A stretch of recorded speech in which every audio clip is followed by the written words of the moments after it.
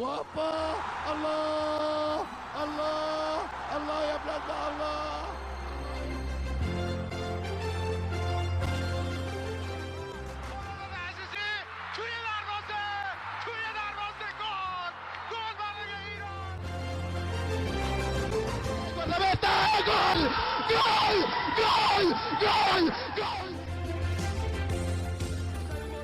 Fez a finta, lá vai Romário, é gol!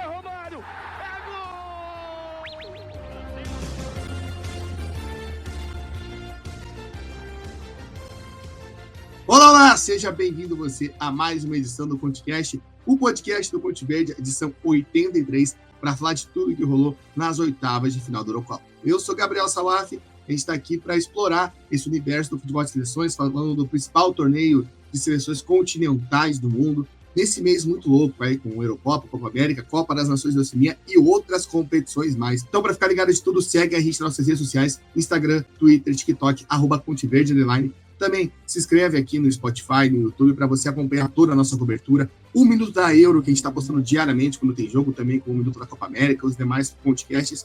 Segue aqui, deixa seu like, sua avaliação, seu comentário, também participe da interação que tem aqui embaixo no Spotify.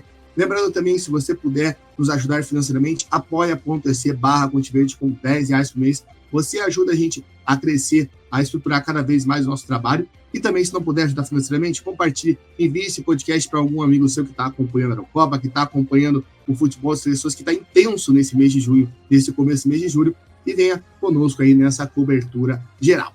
Ao meu lado hoje aqui nesse podcast está ele, o senhor Eurocopa, o cara que está à frente do Minuto da Euro, na maior parte dos dias. Tivemos vários aí colegas que estiveram conosco. Um abraço, um forte abraço a todos eles. Mas o cara que hasteia a bandeira, puxa o bonde, é João Rai, e João Rai está aqui comigo para falar das oitavas de final da Eurocopa. Restam 8 para sabermos quem é o campeão. João, umas oitavas de final com poucas surpresas, podemos dizer assim, mas jogos emocionantes, jogos que a gente vai falar aí, que realmente foram de tirar o torcedor, né, do lugar, fazer a gente chacoalhar na cadeira, enfim, se levantar, suspirar, prender o ar, enfim, várias emoções, já diria Roberto Carlos, são tantas emoções que nós sentimos nessas 8 partidas de Eurocopa. Exatamente, Salaf. Queria mandar um abraço para o nosso amigo Vinícius do Prado, popular Dudu, grande fã de Roberto Carlos aí, que tem imagens marcantes do rei Roberto Carlos. Mas realmente foram partidas muito boas, né? Acho que quase todas, ou todas, assim, tiveram, né, poucas exceções aí que a gente teve de partidas que não foram interessantes, que não tiveram alguma emoção, né,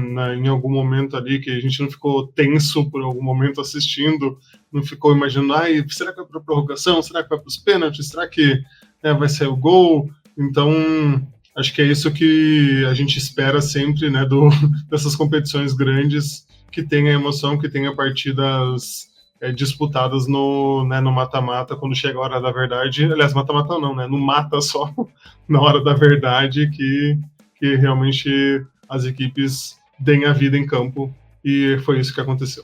Pois é, a hora da verdade, a hora das equipes darem a vida e também serem salvas por elementos. A gente vai falar muito sobre isso agora, nessa edição. E, João Rai, você vai decidir se a gente vai falar dos jogos pela chave ou por cronograma, pelo calendário. Você decide. Olha, acho que é melhor por calendário, porque daí a gente estava falando antes aqui sobre um detalhe, né, que eu não vou dar spoiler, mas acho que é mais interessante para esse sentido. Perfeito. E lembrando, se você quer ouvir Vinícius do Prado ou Dudu Nobre, é só conferir lá o Minuto da Copa América, o Ponticast 81 também, que a gente falou sobre a Copa América. Dudu Nobre, operado, está lá, né? Ele tem um tempo no DM, mas se você não conhece a voz marcante de Vinícius do Prado, é só conferir os outros podcasts. Estão à disposição, né? E também, a gente está gravando isso na quinta-feira, dia 4. Hoje, mais tarde, tem o Minuto da Copa América com o Vinícius do Prado ou Dudu Nobre. Então, dá uma conferida, vai lá ouvir e apreciar a voz desse talento dos podcasts brasileiros. Então, como o João Rai decidiu, vamos por ordem cronológica e já vamos começar com a Itália, que foi embora. A Itália perdeu de 2-0 para a Suíça, né? Os suíços comprovaram, não vou dizer favoritismo, mas comprovaram aquilo que eu esperava, né, desse jogo, que era um jogo não tão complicado para a Suíça. Os gols foram marcados por Freuler e Vargas. A Suíça dominou o jogo. Acho que era aquilo que a gente falou, né, João? Era uma partida que era difícil para a Itália pelo fato da Itália não conseguir propor jogos. né, a gente até acho que falou isso na outra edição, né, após a fase de grupos, que se fosse lá um Itália-Espanha, Itália-Inglaterra, era bem mais fácil da Itália passar do que um jogo contra a Suíça, porque a Suíça, além de não ser essa seleção que a gente espera que propõe a jogo, é uma Suíça surpreendente, que é uma Suíça que tem esse volume de jogo, né? A gente citou bastante isso, que a Hungria lá na primeira fase caiu nesse papinho, caiu nesse lero e tomou pau. A Itália também, por não ter essa imposição de jogo e ter uma seleção que é muito forte, não é aquele jogo que ia ficar um lero para cá, um jogo sem graça, uma seleção esperando a outra. Não, a Suíça sabe se impor e conseguiu se impor contra a Itália. A Azzurra, atual campeão, volta para casa, e a Suíça, acho que com muitos méritos, consegue essa classificação, mais uma, a segunda seguida, para as quartas de final, igualando a sua melhor campanha, que foi na última Euro. Aquela vez, sim, eu posso dizer isso. Em 2021, foi uma zebra. Tirou a França, ninguém esperava. Suíça passando pela França, né, o Sommer brilhando nos pênaltis. Mas dessa vez, eu não considero zebra, não sei você. Concordo com você, acho que, né, a França vinha atual campeã mundial. Em outro nível, era uma seleção que a gente falou, né, antes aqui também, que tem aquele jeito de parece que joga quando quer, e acabou caindo para a Suíça, então era uma diferença maior.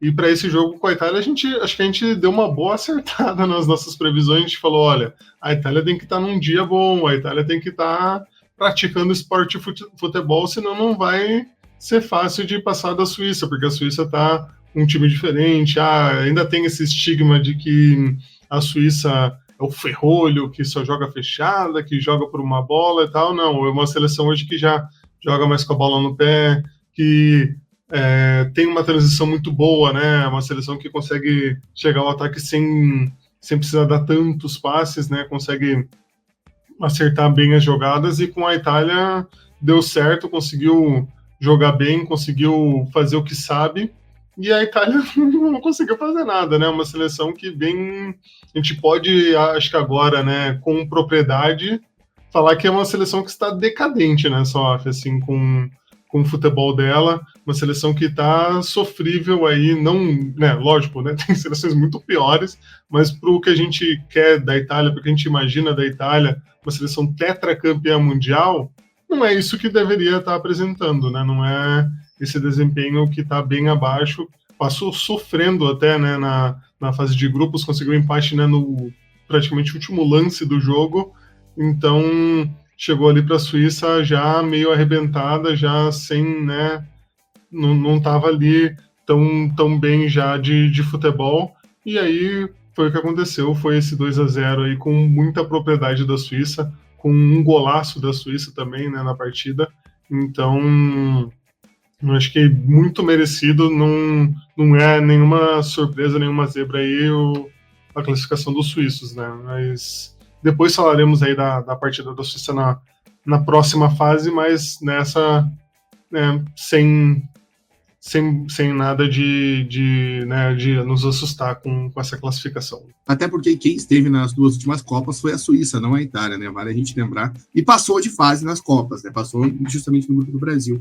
E acho que a Itália fica devendo, acho que o Barella não fez, acho que a Euro que nós estávamos esperando. O grande destaque da Itália foi o Calafiori, né? E talvez isso mostre, né? Quando o seu grande destaque é um zagueiro, e também o goleiro Donnarumma também fez uma Euro muito interessante, mostra muita coisa.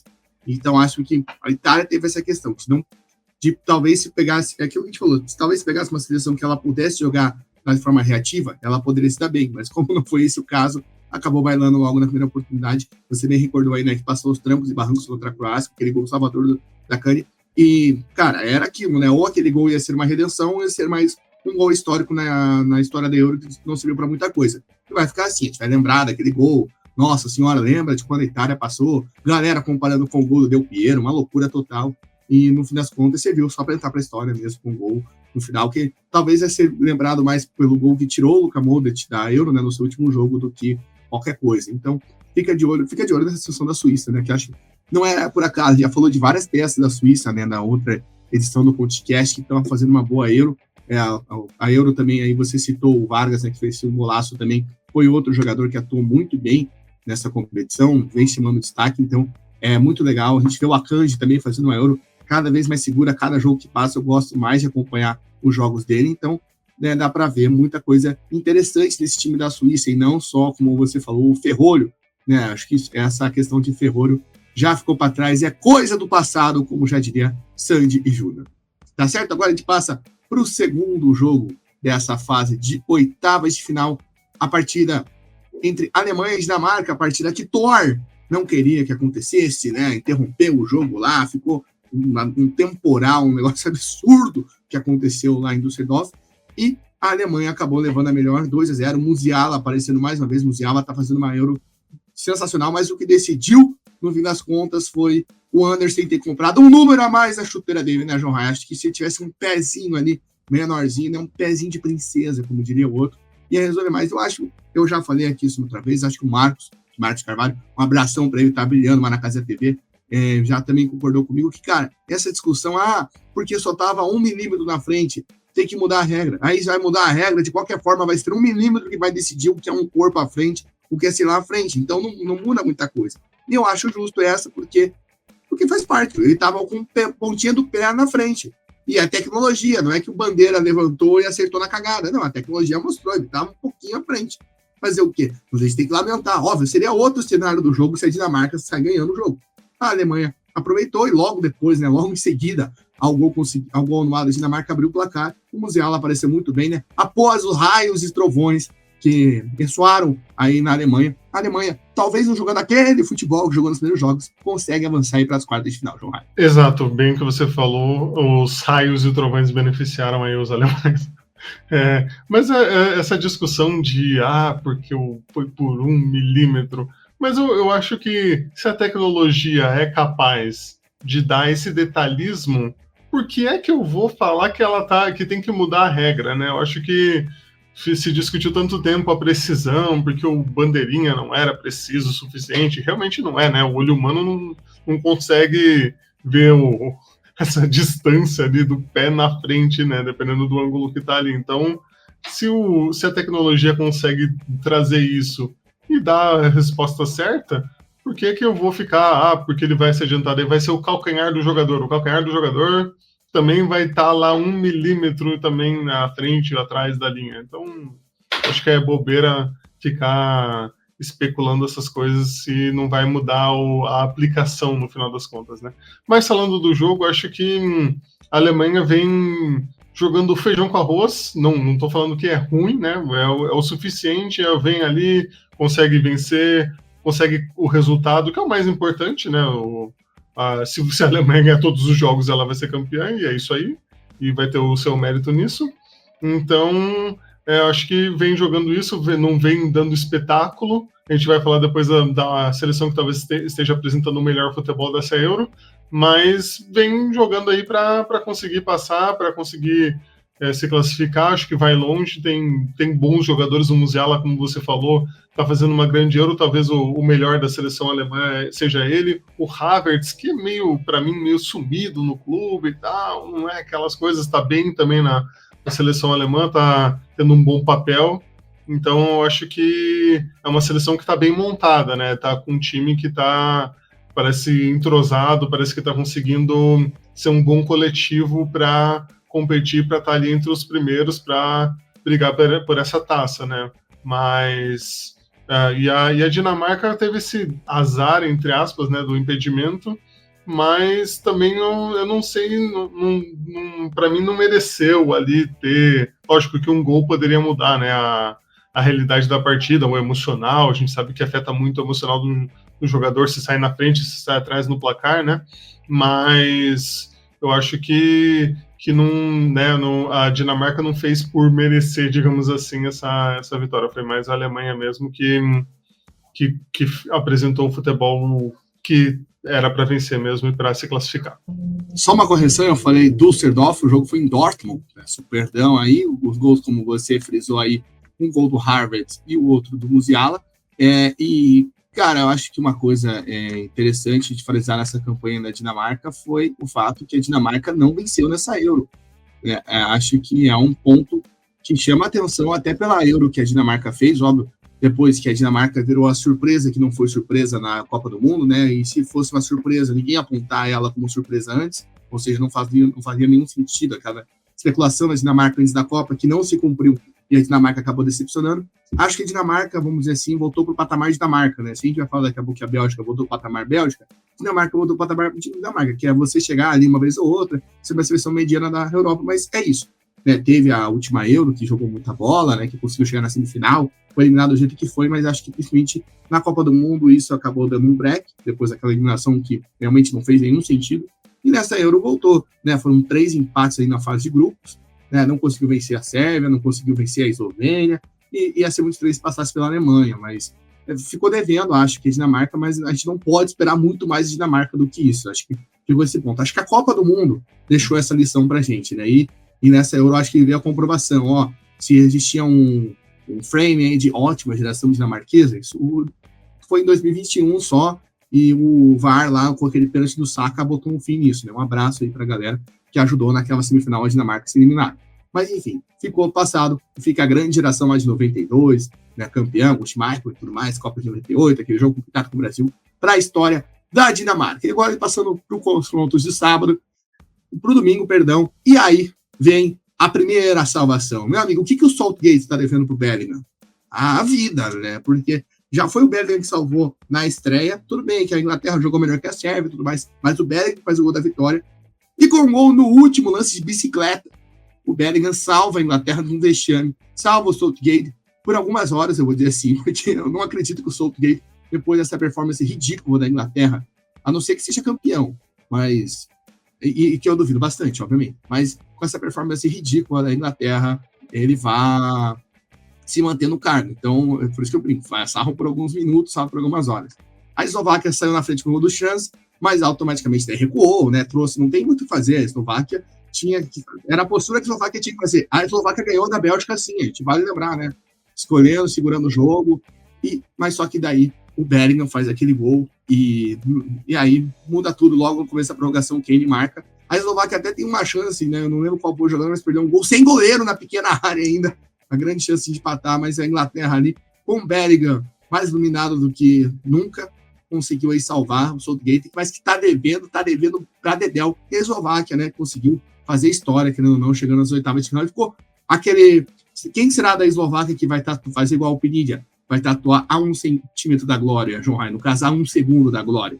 Quem que você acha que vai fazer essa tatuagem? Olha, aí você me pegou, né? Não tenho ideia de quem que vai ser aí o atleta a fazer essa tatuagem, né? Tal qual o glorioso Pinilla, né? O nome do jogador do Chile, né? Que fez essa. Mas olha, falando, né, da Inglaterra, não, primeiro da Eslováquia, né? Um pouquinho mais rápido, né? Mas a Eslováquia, você falou bem, fez o papel dela, fez o gol, segurou, tinha um plano, né? Que era segurar os ímpetos da Inglaterra, tentar dar um contra-ataque ao outro e tal. Teve até algumas chances, podemos dizer assim, né, durante a partida, mas deu quase certo, né? Foi por um lance ali no final que o Bellingham estava, né, inspiradíssimo para fazer um golaço, o gol da Euro até agora, né? Acho que vai ser difícil ter um gol mais bonito que esse. Então, né, foi o gol que aí também desaba, né, o emocional da Eslováquia, né, e é lógico dar confiança para a Inglaterra já fazer o gol no comecinho da prorrogação com o Kane. Então, isso que, né, não tem condição ali, foi o gol e aí já desabou, já caiu a muralha eslovaca, né? Mas o Southgate muito mal, assim, não substituía, não consegue escalar o Palmer para jogar de novo, direito, assim, coloca no final só. Parece o treinador aí que está treinando uma seleção na Copa América, que eu não vou falar o nome. E muito mal nisso, colocou, acho que é o Tonen, né, Sof, que entrou faltando 2 minutos para o final do jogo, Sof. E o que o cara vai fazer com 2 minutos? Não vai fazer nada. Só faltava, se fosse para os pênaltis, ia ser igual outra vez lá, que ele colocou os jogadores frios para cobrar pênalti, né? Os caras, obviamente, erraram, porque não jogaram 30 segundos do jogo. Então, teve umas decisões muito erradas, assim, muito más, as decisões do Southgate muito ruins, assim, no que ele pensou para o jogo, e, sei lá, o time, não sei se é mal treinado, ou o que acontece ali, que por mais que tudo isso tenha acontecido, ainda assim é um time muito bom, né? Ainda assim tem jogadores de muita qualidade.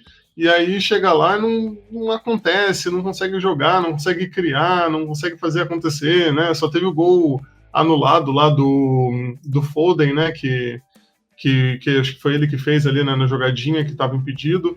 Então foi isso, não teve assim, nossa, que super perigo para a Eslováquia, né? Realmente o Bellingham fez esse gol salvador da pátria mesmo, porque não estava dando, não estava acontecendo para a Inglaterra. Então, eu acho que para a próxima fase né, o buraco é mais embaixo, então vamos ver o que vai sair disso, né? Se o Bellingham vai de novo conseguir salvar a Inglaterra, se o Kane vai conseguir salvar ali, porque a depender do treinador, não sei se isso vai acontecer, porque tá perdidinho aí o Portão Sul, né? O Portão Sul tá apontando pro norte, cara, e eu acho incrível que, se você for olhar nos primeiros momentos, a Eslováquia teve as melhores chances durante o jogo, antes de abrir o placar, né? A Inglaterra jogou muito pouco, então é realmente um negócio assustador. E isso que me chama a atenção, a Inglaterra tem jogadores, tem elenco, tem plantel, e ele não mexe no time, cara, tá dando errado. São 4 jogos que não dá certo, e não dá pra se duvidar que ele vai entrar com um time da mesma formação. Pô, ele não vê que talvez, não tô dizendo pra tirar o Bellingham, pelo amor de Deus, mas talvez o Bellingham joga como segundo volante, botar o Foden de 10, né, enfim, variar, o time variar, cara, você tem uma puta numa seleção e você não varia, sabe, cara, então é complicado, realmente, né, o Bellingham tirou aquilo ali da cartola, e aí resta saber se vai ser um gol histórico, porque foi um gol no final, um gol histórico que pra mim é uma reação da Inglaterra, acho difícil, até porque parece, e eu não sei se você ficou com essa imagem, eu fiquei muito com a imagem do Pickford, no final da partida, que a Eslováquia tenta o ataque, mas desespero, a bola só para ele encaixa. E ele começa a rir como um coringa. Tipo, conseguimos, a gente cara, vocês quase tomaram no rabo para a Eslováquia. Sabe? Tipo, meu Deus do céu. Tipo, ele tava querendo falar, eu sou pica. Cara, sabe? Tipo, olha que vocês acabaram de passar, olha a vergonha. Sabe? Tipo, então parece que eles não têm essa consciência do vexame que tá sendo essa Eurocopa da Inglaterra, por mais que continue viva. Né? E vai saber. Né, a gente já sabe, já sofreu, vamos dizer assim, com uma seleção que não sabia que estava jogando abaixo do esperado, estava passando se achando e depois foi lá e perdeu de 7-1. Acho que vocês sabem o que vocês estão falando. Enfim, é complicado. Então, não estou dizendo que a Inglaterra vai tomar de 7-1. Ia ser engraçado, ia ser muito engraçado. Mas não estou achando que vai acontecer isso. Mas realmente, cara, parece uma falta de senso, tanto do grupo quanto do Southgate, que não faz sentido. E fica o lamento aí para a Eslováquia, que não conseguiu fazer aí, né, a sua retranquinha, conseguiu fazer isso, a vitória. Como a gente falou, né, teve chances para fazer o gol antes, né, antes do 1-0, acabou na infelicidade, ou na tremenda habilidade, não vou dizer sorte, né, porque, pô, que lá não existe, né, a confiança também do Bellingham de dar uma bicicleta aos 50 do segundo tempo, você perdendo o jogo, sendo eliminado, é algo absurdo, né, porque se ele pega errado, fura, manda a bola pro teto, né, teto retrátil nos estádios, o cara olha lá, o cara que você sabe que é o melhor do mundo. Não, o cara vai lá e acerta. Aí 20 votos para ele, um abraço pro Vinícius Júnior. Enfim, agora vamos pro outro jogo do domingo. A Espanha tomou um susto, né, João? A Geórgia saiu vencendo, o Kvaratskhelia até fez um bom jogo. Teve uma jogada lá que ele deixou toda a defesa da Espanha para trás, quase meteu um golaço, mas a Espanha mostrou sua força. É, de fato, a melhor seleção dessa Euro até aqui. Goleou por 4-1. Fábio Ruiz também fazendo uma Euro fenomenal. Nico Williams, o Yamal também é outro que está jogando muita bola, apesar da pouca idade, né? E então a gente vê aí uma Espanha que está se consolidando aí, não vou dizer como favorita, mas como o melhor futebol dessa Euro. E a Geórgia fez história, né? Tanto que a recepção da seleção da Geórgia, né, em Tbilisi, não sei se você viu as imagens, o que Kvaratskhelia estava até postando, cara, foi algo surreal, porque fez história, passou de fase. Né, só de ir para a Euro já era uma história, conseguiu fazer, óbvio, se passasse a Espanha, aí era Deus me livre, mas chegou onde teve que chegar e já fez a sua história, já fez muito essa seleção da Geórgia. Próximo passo é ir para a Copa, mas, de fato, onde chegou já foi muito histórico, já foi muito especial. Exatamente, acho que a Geórgia jogou com dignidade, né, o 4-1 parece, nossa, né, foi um massacre da Espanha, a Espanha atropelou, para quem não ouviu, né, chegou e não ouviu o minuto da Euro, pensou, meu Deus, que atropelo que foi essa partida, né? Mas não foi bem assim, né? Acho que a Geórgia foi uma seleção que conseguiu jogar conforme o que planejava, só que faltou qualidade técnica, né? Tem o Kvaratskhelia, tem outros jogadores ali que tem né, alguma qualidade e tal, mas parece que faltava ali, às vezes alguém puxava a jogada, mas não tinha quem acompanhasse, não tinha quem tabelasse direito e tal, faltava um detalhe ali no famoso último terço do campo, né? Então, isso acabou pesando um pouco ali para a Geórgia nas chances que ela criou, porque no começo do jogo realmente estava mais equilibrado, a Geórgia, né, criando muito, até tanto que fez o primeiro gol, né? Não foi a Espanha que fez o primeiro gol da partida, foi a Geórgia. Então, pelo começo do jogo, poderia ter feito mais ali, poderia ter assustado mais a Espanha e a partida ter sido mais, né, num placar mais equilibrado, digamos assim, né? Mas falando em qualidade técnica, falando em nível técnico, como diria Carlos Alberto, a Espanha está, né, bem acima da Geórgia, e provou isso no campo, né? Provou quando as coisas acalmaram ali, né, demorou ali 20 minutos para sair o primeiro gol da Espanha, mas já estava martelando também, né? Várias chances. O nosso querido goleiro Mamardashvili estava fazendo milagres, verdadeiros milagres na partida, grandes defesas ali, né, se desdobrando para salvar o placar. Mas chegou uma hora que, né, o fuzilamento da Espanha ali, né, de tanto tiro que deu no gol, acertou, né? O Rodri ali da entrada da área já fez o primeiro, e aí a Espanha deu uma deslanchada, digamos assim, né? Já bateu mais a tranquilidade, ou falou, opa, agora a gente vai poder jogar o nosso futebol mais tranquilo ainda, e aí, né, mataram já o jogo, né, sem muita, já no comecinho do segundo tempo, né, com o Fabián Ruiz. Mas é uma seleção com um volume muito grande, né, cria muita oportunidade. Tô vendo aqui as estatísticas, é bizarro. Teve 35 chutes no gol, 4 só da Geórgia, e 13 chutes foram na direção do gol mesmo, né, então a diferença assim, de volume de uma equipe para outra, e teve acho que 80 e tantos % de posse de bola em alguns momentos para a Espanha, que já é meio normal, né, da seleção espanhola aí nos últimos tempos, né, de ter muita posse de bola, mas de ser um volume absurdo, assim, de estar batendo, de estar martelando, diferente de outras seleções espanholas recentes, que era aquele toque de bola de lado e tal, tanto que foi eliminado para a Rússia, né, na Copa, por jogar um futebol meio medíocre aí, né, de que toca e não chega a resultado nenhum, né, não tem profundidade. E essa seleção espanhola parece ter corrigido esse erro, né, de conseguir acertar mais chutes, de conseguir criar, de conseguir marcar, e por isso fez 4 gols já, e né, não sofre na defesa tanto assim, né, não sofre tantos gols assim, e isso é o equilíbrio perfeito para poder brigar e chegar perto do título aí da Eurocopa. Então,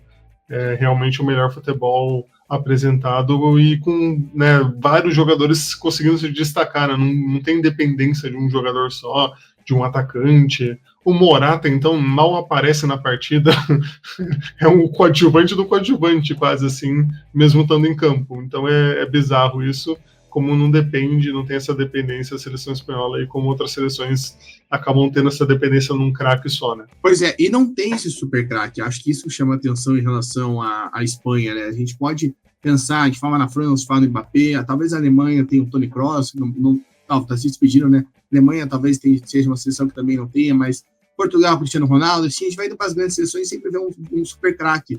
E na Espanha não, a gente vê um time que joga muito bem nessa questão coletiva, né? Eu falei no nosso podcast dia prévio, né? Eu falei que o Luis de la Fuente tinha esse trabalho, né, já na base, com esses meninos mesmo, a maioria desses meninos trabalhou com ele na base da Espanha, e isso chama muita atenção, acho que isso destaca.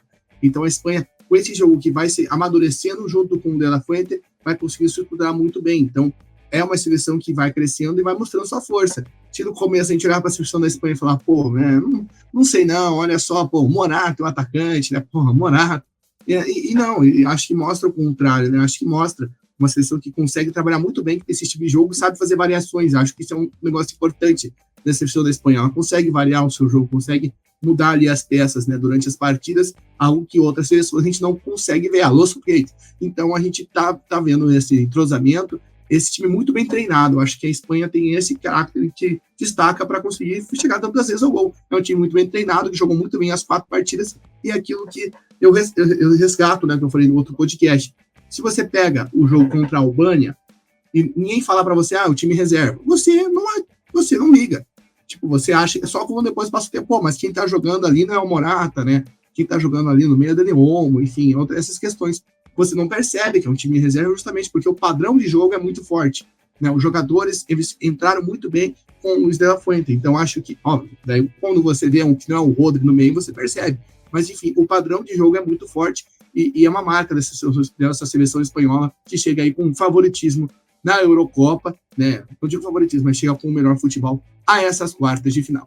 E chegando na segunda-feira, com um jogo que não sei como a gente pode falar de França e Bélgica, João, porque não foi aquele jogo que agradou, assim, os olhos, tudo mais, mas era um jogo que talvez a Bélgica se comportou melhor do que as outras partidas, até pela proposta que fez, né?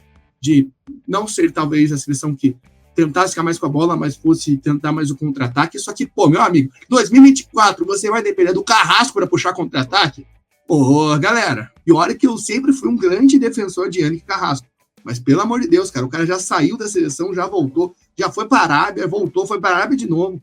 Gente, sério, não é possível que não tenha ninguém para jogar no lugar do Carrasco. O Carrasco é titular da Bélgica nessa Eurocopa, então não faz nenhum sentido. Então dá para ver que essa falta de peças acaba enferrujando a seleção. E aí, no finalzinho, o Colomani, com a colaboração do Vertonghen, conseguiu ali fazer o gol da vitória francesa. Ele que foi vilão na Copa do Mundo, agora é herói. Né? A UEFA não quis assim, marcou o gol contra, o que para mim não fez nenhum sentido, se a bola foi desviada. A França, ainda sem mostrar aquele futebol que a gente espera, chega às quartas de final e contra a Bélgica. Acho que coloca um fim, né, na história de ótima geração belga, que, cara, eu não vou dizer que não custou nada. Porque, você chegar em terceiro lugar numa Copa do Mundo é, sim, algo para se enaltecer, ainda mais no caso da Bélgica.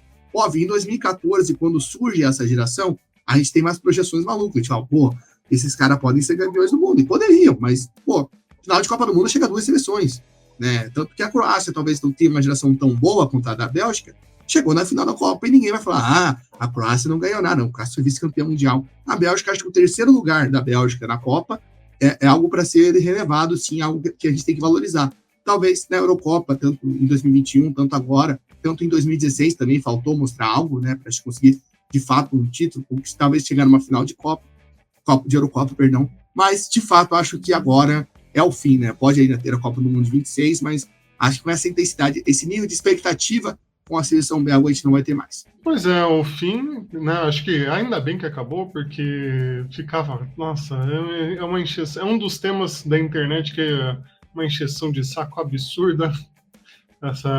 Não era uma geração ruim, lógico, né? Como você falou, chegou aí, né, na semifinal da Copa, mas ao mesmo tempo, nossa, é um enaltecimento bizarro, assim, de muita coisa e é cansativo. Mas o que você falou até da Croácia, a Croácia tem a seu favor, digamos assim, de, historicamente, acho que metade das Copas que ela participou, ela chegou entre os 4, né? Isso é meio bizarro de se pensar, né? Que a Croácia, desde a sua unificação, não sei se é unificação ou independência, né? Ela chega aí nas semifinais de Copa, pelo menos. Então, isso eu não vou acreditar que na próxima eles vão chegar, porque é uma geração que já está bem envelhecida, né? Mas falando do jogo, acho que foi um dos jogos mais, né, sem graça, assim, dessa fase. Não teve muita coisa assim que você fale, nossa, né, que partida. A Bélgica tentou alguma coisinha, mas não teve aquela inspiração, aquela coisa para você tirar a França. O Lukaku, mais uma partida assim, muito criticada também, né? Não tava ali chamando responsabilidade, o De Bruyne tentando, mas, né, ele sozinho também não é grandes coisas, e parece que a seleção como conjunto está cada vez mais perdida, né? Cada vez pior ali jogando. E a França jogou ali para, né, jogou para ganhar, o básico para ganhar, né? Porque também não, apesar de ter chegado ali perto do gol, mas também não chutou muito, não fez muito. O Mbappé voltando, mas com máscara, meio limitado, né? Meio assim, talvez um pouco travado, né? de se arriscar mais, né? Não sei o que foi ainda, né, da recuperação dele, se ele ainda, né, tá sentindo alguma dor, alguma coisa, né, que incomode mais, além de usar uma máscara em campo, que já não deve ser muito confortável, né?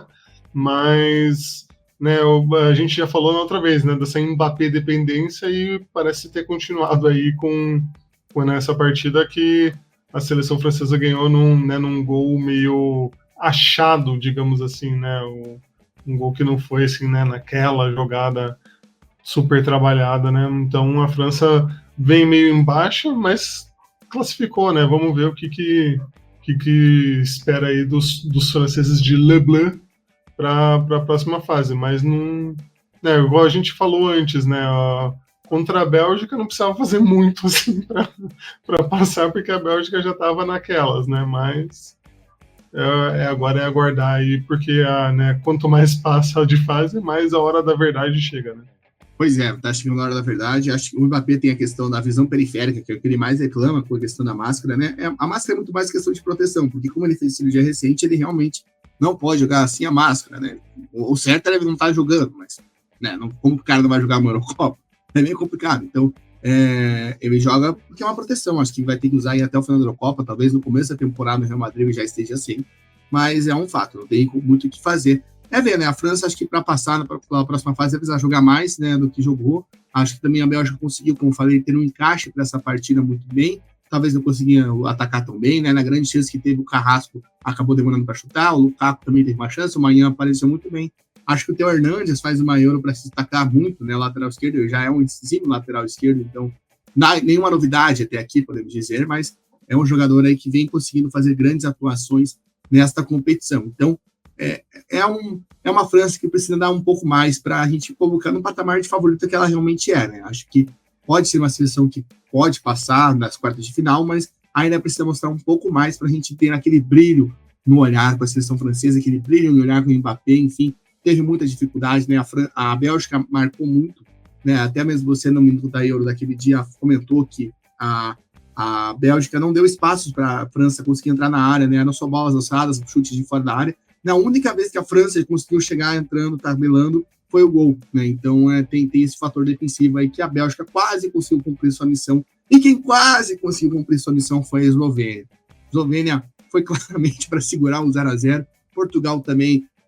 Cara, eu acho que Portugal é uma seleção que está incrivelmente nervosa nessa Euro. Isso me chama muita atenção. Já deu para perceber isso no jogo contra a Tchequia, quando Portugal ganha com o gol no último lance. No jogo contra a Geórgia, o Cristiano Ronaldo toma cartão amarelo por reclamação de pênalti. O time está muito sem cabeça, e nesse jogo também. Né? Eu não sei qual que é a pressão, não sei se rola essa pressão de, a gente é uma seleção melhor de quando for campeão. Então, se naquela vez que a gente tinha uma seleção meia boca, a gente ganhou, a gente tem que ganhar agora. E parece que é isso. Porque o Cristiano Ronaldo chorando é algo que me assusta. Depois a defesaça de pênalti do Black, e depois, nos pênaltis, a Eslovênia fez a estratégia, né? Teve a chance para ganhar a partida na prorrogação, e aqui eu queria registrar que esse podcast nunca elogiou o Benjamin Tchesco, nunca falou que ele poderia ser um dos grandes nomes dessa Euro, nunca falou que ele poderia ser uma surpresa, uma revelação da Eurocopa, nunca falamos isso. Se você ouviu a gente elogiando o Benjamin Tchesco, falando para ficar de olho nele durante a Eurocopa, é mentira, é calúnia sua, enfim. É montagem.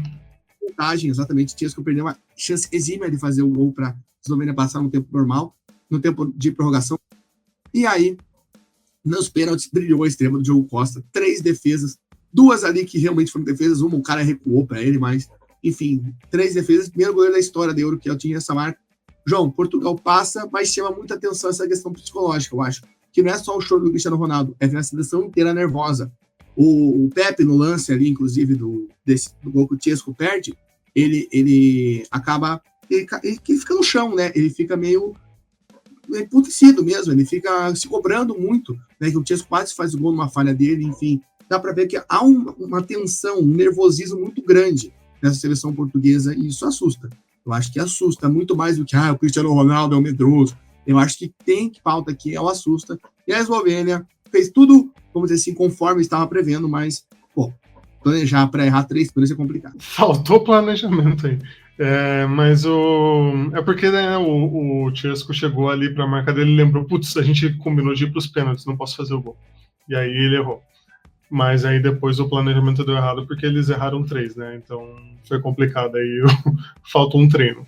Mas realmente esse nervosismo é engraçado de se pensar, porque vinha, quando Portugal sediou a Euro em 2004, foi e perdeu para a grandiosíssima seleção grega lá, né, naquela final trágica lá, e aí ficou essa pressão, né, olha, temos que ganhar, perdemos em casa, olha que vexame, né, a gente tem que ganhar, daí viu o Cristiano Ronaldo, né, astro mundial, e aí veio esse peso sobre ele, que ele tinha que ganhar um título e tal, e aí ganhou em 2016 e a gente achou que ia cair esse peso, né, porque agora, né, conseguiu essa conquista, né, um feito histórico para Portugal e tudo mais, mas igual você falou, né, eles jogadores muito tensos, nervosos,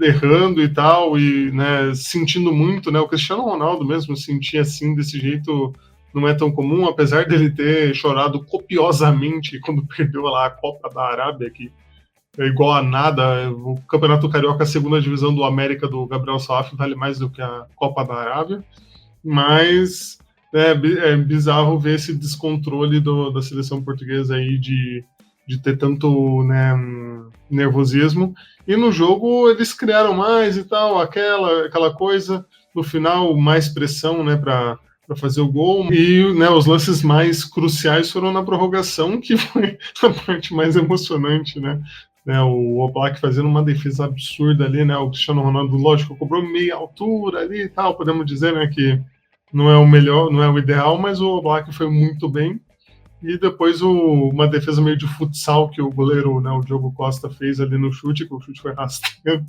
ao invés, né, de tirar mais, ele quis chutar rasteira e aí perdeu.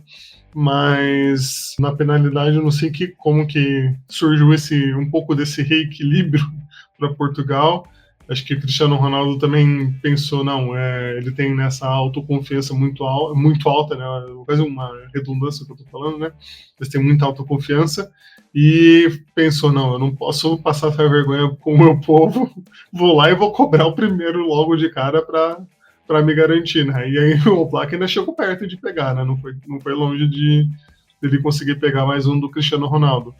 E aí brilhou, né? O Diogo Costa, impressionante, né? Acho que depois da primeira ali que erra, o nervosismo, lógico, bate mais, né, no jogador que vai cobrar, né? Porque pensa, putz, eu não posso errar agora, a gente já errou a primeira, e aí erra a segunda, daí o terceiro pensa, eu não posso errar, a gente já errou duas, se eu errar agora acabou praticamente, né? Errou 3 pênaltis já né, quase impossível, né? Só uma hecatombe. E aí aconteceu isso na ação absurda que a gente colocou, né? De Portugal, dessas cobranças que foi maravilhosa essa narração. Mas aí agora, igual a gente falou, né, da hora da verdade, vai chegar agora a hora da verdade para Portugal, que vai jogar contra a França, né? Então um jogo grande mesmo, né? Um jogo gigante para Portugal ver se, né, se realmente consegue se controlar, se consegue jogar um futebol, porque a gente sabe que tem jogadores de muita qualidade, né?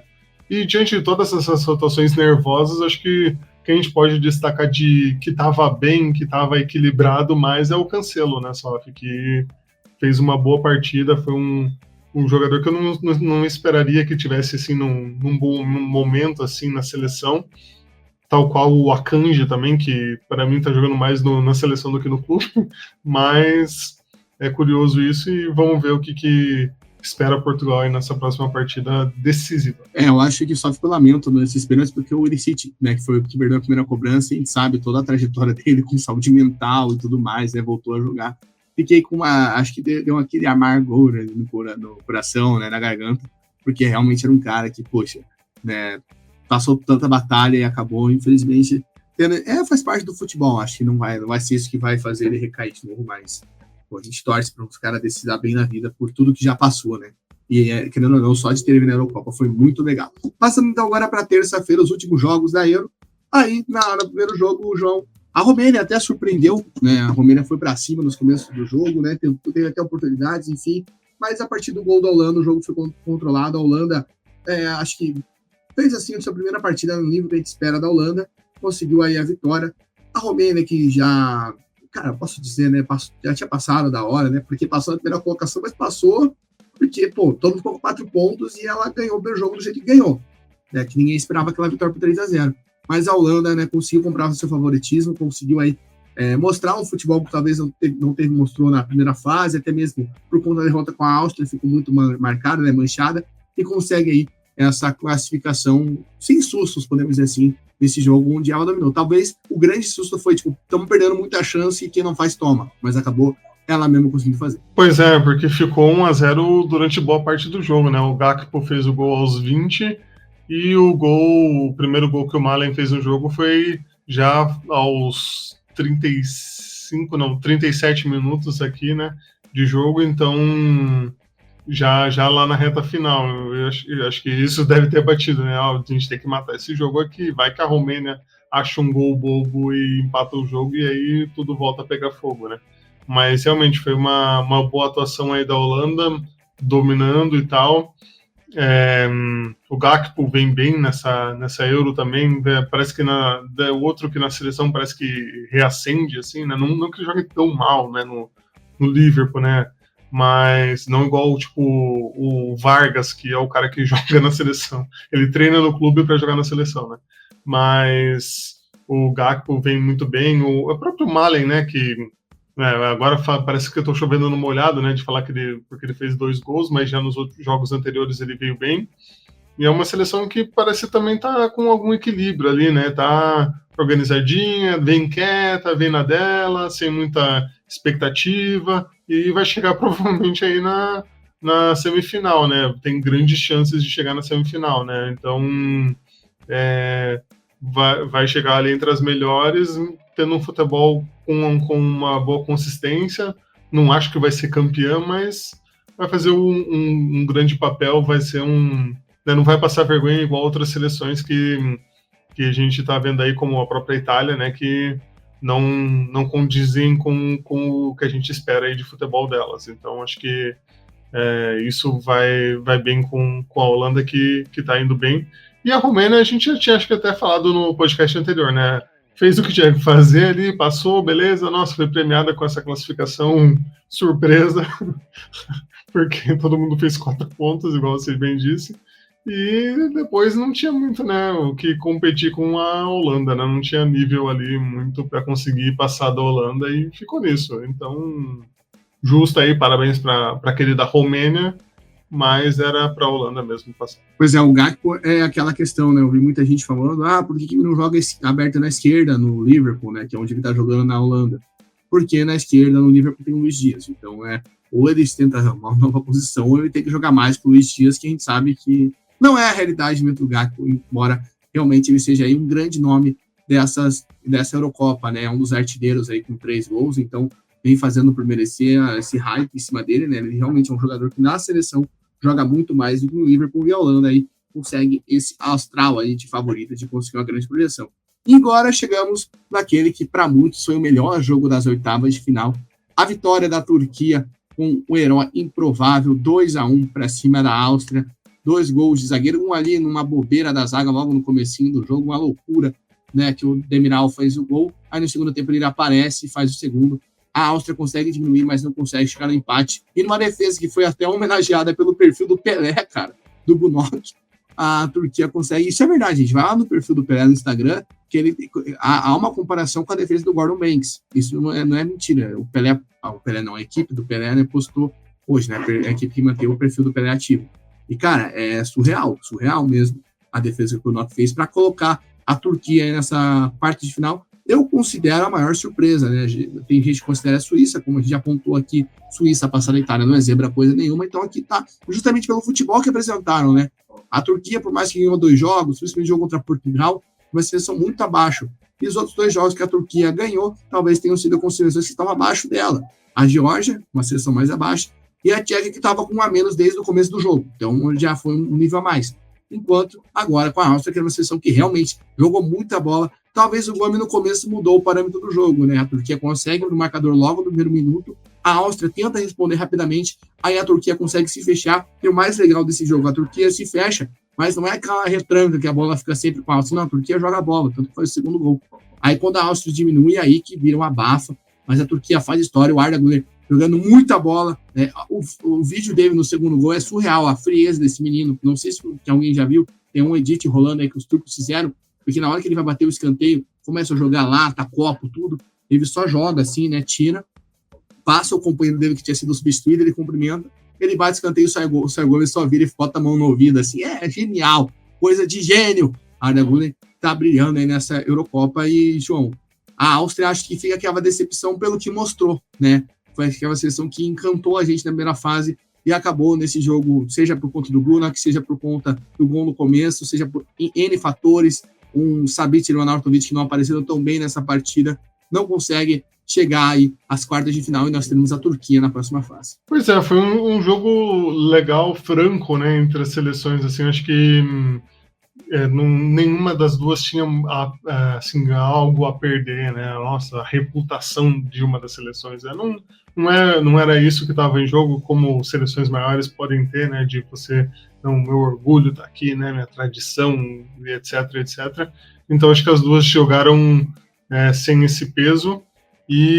Mas a Áustria vinha bem treinada aí pelo Ralf Rangnick, com o Sabitzer e tal, que não apareceu tanto aí nessa partida, vinha bem, e aí eu acho que esse gol, né, no primeiro minuto de jogo, dá uma quebrada, né, porque que planos que se sustentam tanto assim, né, depois de você levar um gol com 1 minuto de jogo, né, é complicado de você... querer muita coisa nisso, né?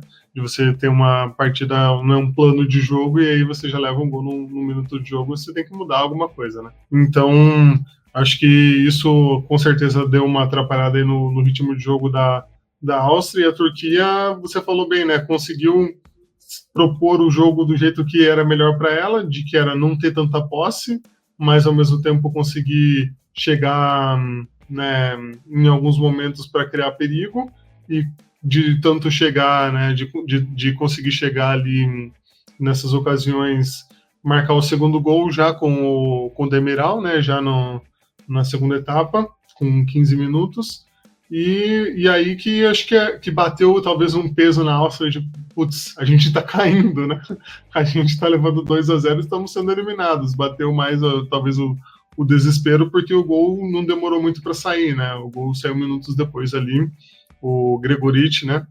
Então, acho que isso que, né, a gente, né, bateu a realidade ali na Áustria e tinha que jogar mais para conseguir, aí virou um Parque de Bus turco, né?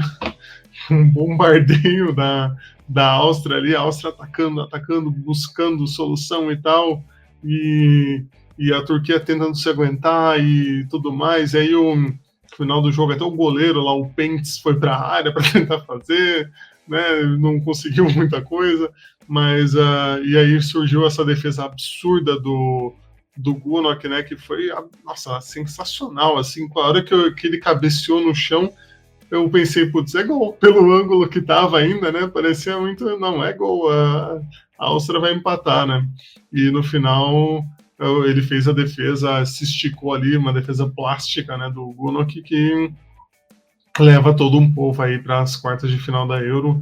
Não dá para falar que é demérito da Áustria. Acho que foi quem conseguiu praticar aí o jogo que se propôs a ter e conseguiu se adaptar também às situações. Eu fiz o gol, então vou jogar desse jeito, vou me comportar desse jeito. Talvez a Turquia jogasse mais aberta, né? Por ter uns jogadores já de qualidade, como você falou, que conseguem criar mais, que conseguem mais para cima, né? Acho que é uma renovação dessa geração da Turquia que ficou anos aí meio parada, não era aquela seleção que jogava qualquer futebol com qualidade, né? Era meio mais defensiva do que criadora.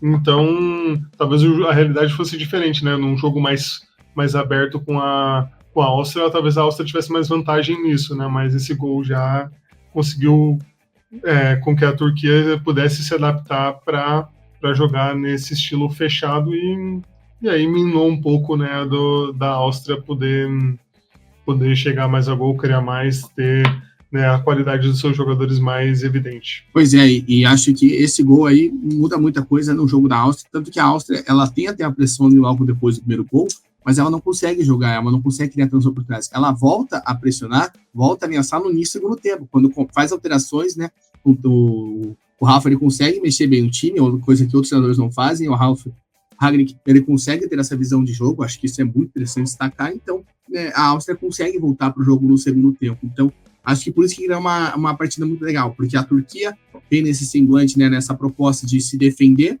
e não parar de jogar, e a Áustria também é uma seleção intensa que consegue ter variações, não é aquela seleção, putz, não estamos conseguindo aqui, vamos continuar aqui até conseguir, não, a Áustria tem variações, por isso que a partida foi tão eletrizante, e qualquer uma das duas seleções que avançasse não seria uma surpresa. Hora de falar, então, das quartas de final, João Rai, hora de falar, então, rapidinho aí, já que a gente já passou um bom tempo falando dos confrontos, quartas de final que começam nessa quinta-feira, dia 5, com Espanha e Alemanha, 1h da tarde, em Stuttgart. O que dá para esperar desse jogo, meu caro Rai, das duas seleções que buscam aí o tetracampeonato inédito? É o jogo dessa fase, um jogaço. Acho que eu fico triste que seja sexta-feira, 1h da tarde, essa partida, né? Que deveria passar no horário nobre essa partida no Brasil. Ah, mas e a Europa? A Europa eu não quero saber, eu quero saber da gente assistindo o jogo. Mas, infelizmente, 1h da tarde aí muita gente não vai conseguir acompanhar do jeito que gostaria, né? O trabalhador brasileiro precisa sustentar o leite das crianças, mas é um jogaço. Acho que, olha, a gente falou da Espanha, do melhor futebol, de uma seleção que está sempre constante na partida, sempre criando, sempre martelando, sempre querendo mais um gol, mais uma jogada, mais um chute. E a Alemanha, que está em casa, tá jogando um bom futebol, equilibrada, tentando se provar também, né, numa renovação, muitos jogadores novos. Então vai ser um duelo de escolas, digamos assim, né, um duelo de estilos aí do futebol europeu, que eu acho que vai ser muito legal. Eu acho que a Espanha é um pouquinho favorita aí para vencer, pelo que ela apresentou até agora, né? Acho que ela pode ser colocada como favorita, mas não, né? Vai ser um jogo sensacional aí. Quem puder acompanhar vai ser maravilhoso. E quem não puder acompanhar, que escute no Minuto da Euro aí, que traremos todo o resumo. Pois é, acho que também por esse panorama do futebol apresentado na Euro, a Espanha chega como favorita, até porque a Alemanha vem daquilo, né? Até esqueci de comentar na hora que a gente falou sobre o jogo da Alemanha, aquela questão da Alemanha do ano passado não ter brilhado e ter, vamos dizer assim, dado uma volta, né, nessa Eurocopa. Então, ser uma Alemanha diferente daquilo que a gente viu em 2023, que foi uma das piores seleções do mundo. Então, a Alemanha ainda está nessa reconstrução e a Espanha, vamos dizer, está mais consolidada. E nós teremos também nessa sexta reedição da final da Eurocopa de 2016, com Portugal com a cabeça nervosa, com uma França que está ainda devendo no futebol, mas a gente não pode, vamos dizer assim, subestimar a França, né, João? Acho que também é um grande jogo, duas seleções que vêm, talvez, com futebols parecidos, né, não conseguiram exercer tanto assim o seu jogo, assim como exerceram nas eliminatórias. Como que você vê esse duelo dos gajos contra os Blues? É um duelo complicado de se pensar, né, porque vão ser duas seleções que vão querer jogar. Né, o Roberto Martínez não é retranqueiro igual o Fernando Santos, né? Então vai querer que Portugal jogue para frente também. E né, acho que as duas seleções têm suas qualidades e seus defeitos aí que trazem um equilíbrio. Eu acho que é difícil, pelo momento que se fosse a França de um tempo atrás, né, eu diria que a França era mais favorita. Mas com a França jogando um futebol não tão interessante, parece mais equilibrado, né? Parece que Portugal tem um pouco mais de chance aí de passar nesse confronto, digamos assim, né? Mas eu acho que é bem equilibrado, é difícil até de prever, assim, quem passe. Talvez a França um pouquinho à frente, mas não seria uma surpresa Portugal também passar, né? Vamos ver o que vai acontecer aí desse equilíbrio de nervos de Portugal, dessa dependência, dessa Mbappé dependência da França, se os coadjuvantes vão, né, conseguir ter mais protagonismo para tirar esse peso aí do Cristiano Ronaldo e do Mbappé na partida, porque o Cristiano Ronaldo também não vem naquele momento decisivo, digamos assim, né, de que ele é o cara que faz os gols, que decide, que foi, né, durante vários anos aí com Portugal, né? Então, vamos ver o que esse duelo nos reserva. Vai ser um duelo legal de assistir por causa disso, né? Por causa desse equilíbrio que tá tendo no momento. Então, essa imprevisibilidade vai ser legal de acompanhar entre a França e Portugal. Acho que vai ser também curioso esse duelo entre Cristiano Ronaldo e Mbappé. Lembrando que o Cristiano Ronaldo tá assim na cabeça porque ele ainda não conseguiu marcar um gol nessa Euro, né? Então tem esse ponto, só o gol na disputa dos pênaltis contra a Eslovênia, com bola rolando. Ainda não tivemos gol do CR7. Inglaterra e Suíça abrem os trabalhos no sábado, 13h. João, acho que a Suíça já deu um elemento. Ó, se você não jogar bola comigo, você vai refletir. Né? Então, acho que o Southgate tem que abrir o olho, porque é uma partida aí que, se ele for com a bolinha que tá jogando, se ficar com a risadinha do Pickford como atributo, vai tomar a pauleira. Então, a Suíça, acho que não seria uma surpresa, já deixando claro para mim, se a Suíça passa assim como foi contra a Itália, porque é uma seleção que até agora não jogou bola nessa Euro e corre risco com uma seleção que é grande. Grande não, mas talvez uma seleção que mostra um futebol grande nesta Eurocopa, que no caso é a Suíça. Exatamente, acho que é bem isso. A Inglaterra, lógico, no papel, a gente não precisa falar aqui que é uma seleção mais forte, mas na prática, ali no campo, no riscado, nas 4 linhas, não está apresentando perto aí do futebol que se esperava. E a Suíça está correspondendo aí, né? Tá mostrando um bom futebol, está conseguindo aproveitar as chances que tem, está passando, está convencendo. Então a Inglaterra vai ter que suar a camisa para passar da Suíça. Se quiser passar da Suíça, vai precisar aí do talento dos seus jogadores, de uma inspiração divina aí do Southgate para escalar a equipe melhor e reagir melhor às situações da partida, porque não vai ser fácil. A Suíça vai vender caro aí essa vaga se a Inglaterra quiser passar, né? Então vai ser um jogo que né, a gente pode imaginar aí a Suíça passando, sim. Não dá para falar que a Inglaterra é super favorita, não. Acho que é bem, né, tem que ser bem pé no chão aí a seleção do Southgate, que, como você falou, não parece estar sendo muito pé no chão, não. Tá mais de salto alto. E o Southgate mais mão na cabeça, né, digamos assim, né, para ter uma inteligência para conseguir alterar. E agora vamos para a Holanda e Turquia, né, um confronto talvez com a grande surpresa, que chega até aqui pelo chaveamento, no caso da Turquia, e a Holanda tentando mostrar o seu potencial. Acho que vai ser um confronto muito interessante, né?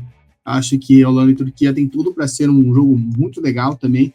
A Holanda é favorita, isso não tem nem como discordar, mas até pelo que a Turquia demonstrou contra a Áustria, pelo poder ali de adaptação do time, acho que é uma seleção que dá para ficar de olho, que tem esse potencial aí para fazer um jogo interessante, né, de buscar uma classificação, mas óbvio, os holandeses chegam como favoritos, né, João? O que você espera aí dessa partida que vai fechar as quartas de final em Berlim? A Turquia não tem muito o que perder, né? O que vier é sempre o lucro para eles agora. A partir de agora, acho que né, essa partida eles vão jogar mais leves, vão poder né, jogar o que eles sabem. E a Holanda, eu acredito que está equilibrada o suficiente para pensar, opa, a gente tem que talvez jogar com um comportamento diferente aqui contra essa Turquia, porque eles são mais difíceis do que a gloriosa Romênia, né? A diferença de desempenho é um pouco diferente aí. Então, isso vai tornar o jogo legal. Acho que, como você bem disse, a Holanda é favorita. Se jogar, se apresentar um futebol legalzinho, assim, que eles estão jogando, bom, né, constante, digamos assim, que eles estão jogando, eu acho que passa a Holanda. Mas a Turquia não vai vender tão barato assim a vaga. Vai ser um jogo legal também de assistir. Acho que não tem jogo ruim. Parece, né, parece que a gente está falando por falar, assim, né, mas numa quarta de final de Eurocopa, para ter jogo ruim, tem que ser, né, muito difícil, assim, é raríssimo de você ter um jogo ruim numa quarta de final. Então, é mais um jogo aí para você acompanhar no seu sabadão, aproveitar para assistir aí Holanda e Turquia.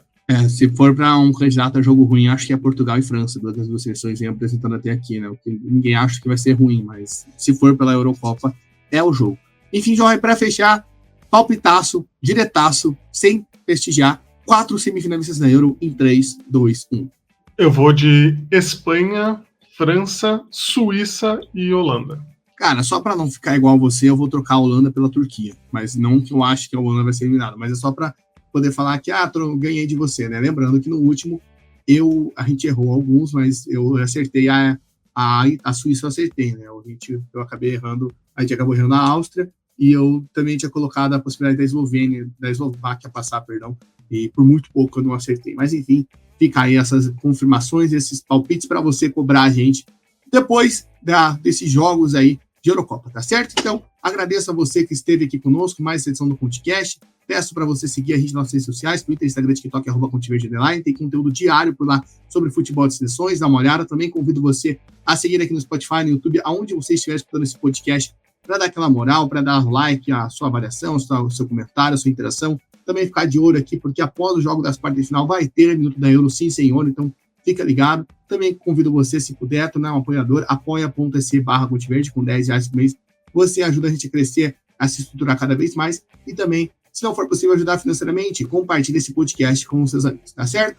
Johai, forte abraço. Então a gente se encontra por aqui nos Minutos da Euro, após os jogos da quarta de final, e também, claro, depois repercutindo todas essas partidas. Abraço, irmão. Valeu, um forte abraço e que tenhamos aí bons jogos nessas quartas de final da Euro para podermos desfrutar. É isso, então. Agradeço você que esteve aqui conosco e fica ligado que tem muito mais novidade aqui no ContiVerde, no ContiCast, enfim, em todas as nossas plataformas, em todos os nossos canais. E você sabe, ContiVerde, o caminho da Copa do Mundo e da Eurocopa passa por aqui. Até mais. Forte abraço.